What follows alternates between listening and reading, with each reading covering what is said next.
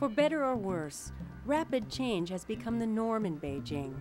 It's one of the fastest developing cities on the planet, increasing in population from 15 million in 2005 to 18 million 3 years later. In the last decade, its skyline has been a sea of cranes, putting up countless buildings. But among the thousands of new structures, a few are stunningly unique. The Bird's Nest, Beijing's new airport terminal, and the CCTV building that will house the state-run television network. Without the Olympics, these buildings wouldn't have been built. Now, these landmarks may change the perception of Beijing from inside and out.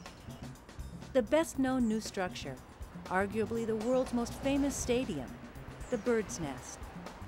Built over a period of 4 years, at a cost of over $400 million, with an army of thousands of construction workers and nearly 50,000 tons of steel, this structure may come to symbolize the future of Beijing.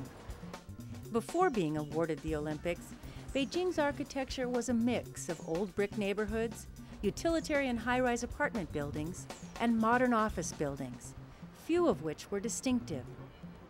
When we talk about other period of Beijing, old Beijing, and Beijing is built mainly in designed in Ming Dynasty, and which is a feudalistic society. There's emperor, then the rest is nothing. So we are living in very different state. We are a new China. We are getting to information age. We are in the globalization. So we need a new architecture to reflect today's condition. Ai Weiwei is one of China's most well-known and successful modern artists. He helped develop the Bird's Nest design. I worked as a part of the design team. I worked with Herzog Demeron, which is a Swiss architecture firm. They invite me to be in the competition to join them to make the initial design, which made to be the winner of the competition. Today, it's hard to imagine Beijing's skyline without the landmark stadium. It's amazing as it became a symbol in few weeks, I would say, or few months. It has been finished just 4 months before the Olympic Games, and it became really the icon of Beijing. The icon of Beijing almost didn't exist.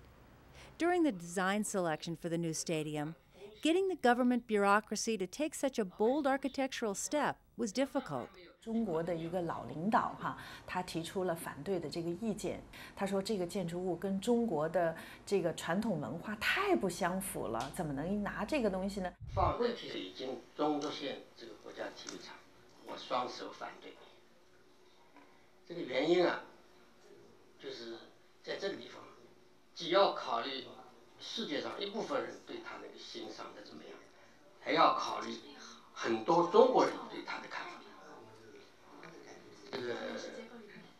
我觉得这个问题说到底是一个对中国文化的理解问题。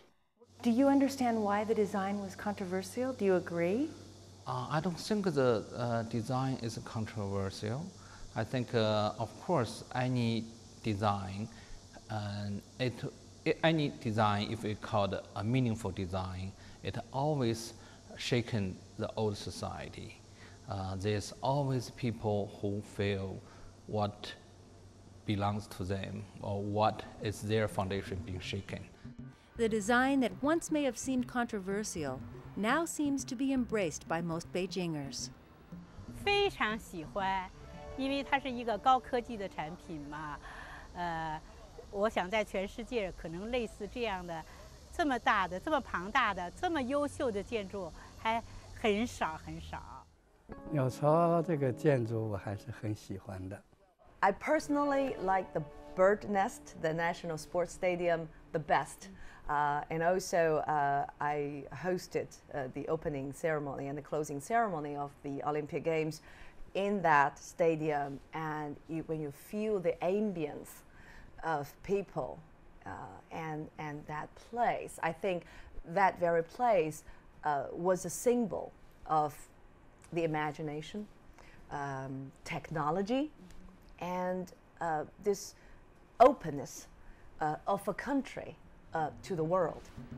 It's difficult to know how history will judge the audacious stadium, but the artist who helped design it believes it will at least serve as a giant reminder of a critical moment in Chinese history.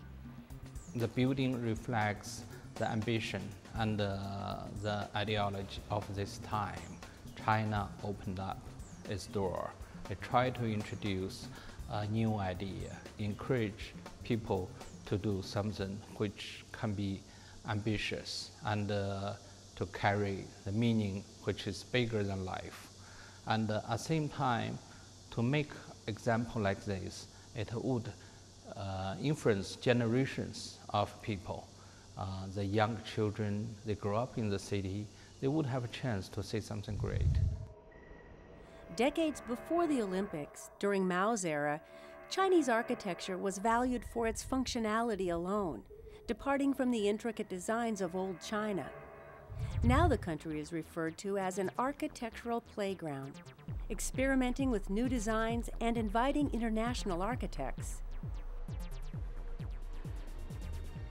Decades after the Olympics, Beijingers will live among the structures built to host the Games.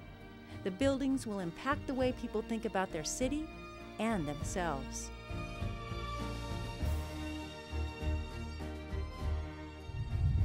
One of those people is haute couture designer Guo Pei. 个人来讲，我非常欣喜、非常高兴，就是北京建筑的变化，就像我的作品变化是一样，就说更大胆了、更时尚了，而且呢，它有很多艺术的元素在里面，比如说鸟巢，还有中央电视台，还有以及就说一些很特殊的建筑。那这些建筑让这个城市呢，就变得应该说是更国际化，而且很多艺术本身就应该呈现在城市之中。There's no question that fashion has kept Paris and Milan on the world stage. So will the haute couture designs of Guo Pei do the same thing for Beijing? Here at her Rose Studios, the medal presenter costumes for the Olympic Games are just being finished. Just a few days before the 2008 Olympic opening ceremony, Guo Pei's staff of over 100 worked in sweltering heat. They volunteered to shut off their air conditioners for 2 hours every day to help Beijing conserve power during the Olympics. The team creates Guo's fashions one piece at a time, mostly by hand. Embroidery patterns, fabric patterns, stitching, buttons, jewelry, even shoes. It's all in the service of realizing one woman's vision. Guo Pei's fashions are daring and elegant, uniquely Chinese, but designed with an awareness of Western fashion trends.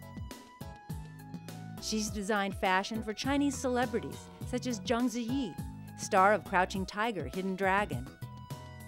She also won the contract to design dresses for the Beijing Olympic medal presenters and hostesses.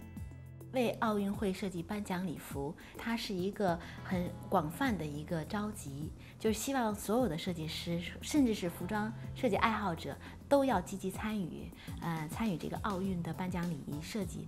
那么一共参与的呢，全国将近300多位设计师。Guo Pei's designs range from bold and outrageous to elegantly traditional. There's no denying the influence of her home country in her work. 因为中国呢有5000年的文化，那么在这个5000年的历史中呢，服饰文化是很重要的一部分。那所以呢，应该说我作为中国籍的设计师，那么在这片土壤中深受其中的一种熏染，所以呢，我也热爱中国的这种传统文化。In her Olympic presenter dresses, Guo Pei's design symbolized China's increasing cultural exchange with the West. 在最初的设计的时候，初稿的时候，我的设计呢还是以这个传统文化和现代生活方式作为一种结合。那最初的设计其实我还是有些比较大胆的地方，比如说，露背装，因为当时考虑到季节，考虑到东方女性现在也是非常国际化的、国际都市化的这种女性。那最后的设计其实呢，它落在了就是更加突出传统文化，比如说保留了旗袍的轮廓，那么以及这种很优美的肩型。那这一点呢，主要是体现东方女性的那种内敛。还有呢，就是说腰部的设计。腰部的设计呢，其实它最初的设计灵感来自于我们的汉服。那汉代的服饰呢，这个腰部的设计是很突出的一个点。所以在我的服装中，我尤其热爱的是刺绣，就是手工艺的这方面的文化和历史。所以在这次参加这个奥林匹克的颁奖礼仪服饰的设计中呢，我大量的运用了中国的刺绣，甚至还有中国的一些传统文化中的，比如说像玉佩呀、玉呀。那么作为中国的设计师呢，我们自身的文化和我们自身的设计是根本没有办法分离的。即便我在我的作品中有时候也会采纳一些西方的灵感，可是呢，骨子里的东西是想割舍都割舍不掉的，所以它就是应该讲会始终贯穿我的设计。Guopei's blend of Eastern and Western design would have been frowned upon just a few decades ago. During the Cultural Revolution, a career in world-class fashion design would have been unlikely for anyone living in China.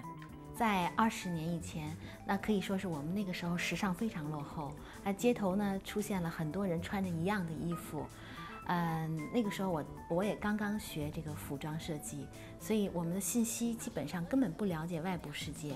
那现在呢，我们可以在第一时间得到最流行的信息，所以呢，完全没有一种差异和西方的世界。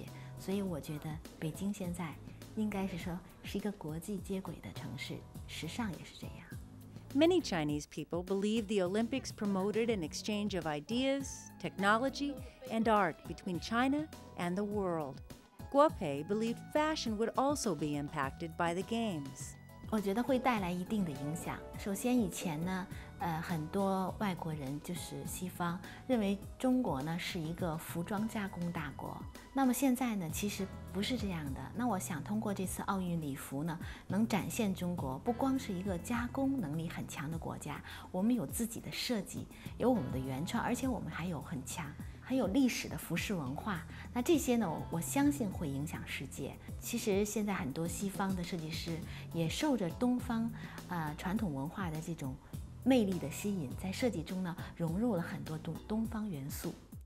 But for Guopei, the Olympics is only a stepping stone. If she has anything to do with it, someday Beijing will be mentioned in the same breath as Paris and Milan when it comes to haute couture. 这个地方是不可以的，这样看姿态不美了，你知道吗？就更那个像。